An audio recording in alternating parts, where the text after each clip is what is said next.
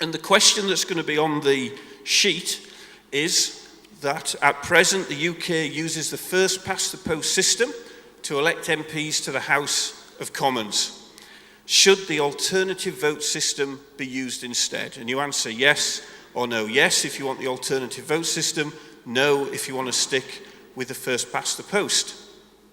Just to point out, this is for Westminster elections and nothing to do with the Scottish Parliament elections, just happens to be on the same day.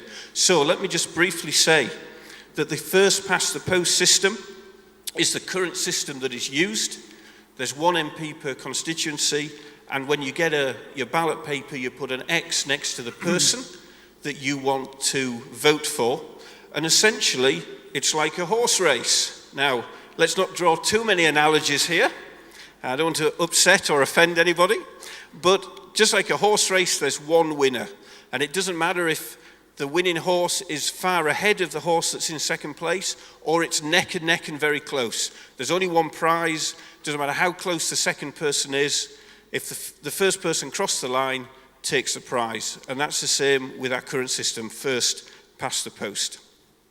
The alternative is the alternative vote. And this means that you put numbers, you rank the candidates in order. So you put a number 1 next to the candidate you want to vote for first, a number 2 next to your second choice, third next to third choice, and so on.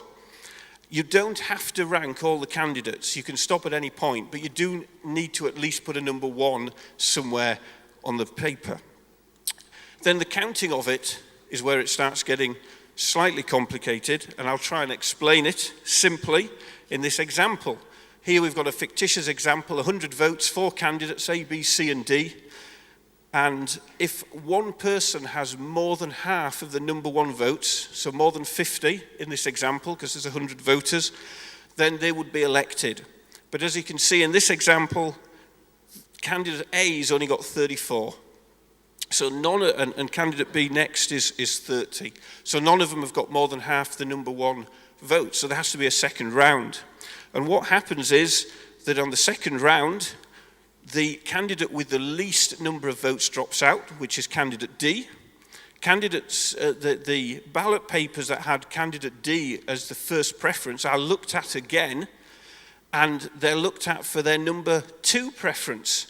And they are allocated against who they voted for the second preference. So again, in this fictitious example, the 15 votes for candidate D are spread that candidate A gets another 6, candidate B gets another 6, candidate C gets another 3. But again, still, nobody has got more than 50%. And so there is another round.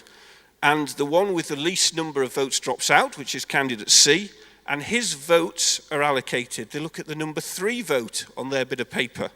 And here we see that those that voted for candidate C, 16 of them put candidate B as number 3, and 8 put candidate A as number 3. So those votes are allocated. And here we've got a result after 3 rounds of counting that the candidate B with 52 is the candidate that would be elected. So that's just trying to explain briefly how the alternative vote system works.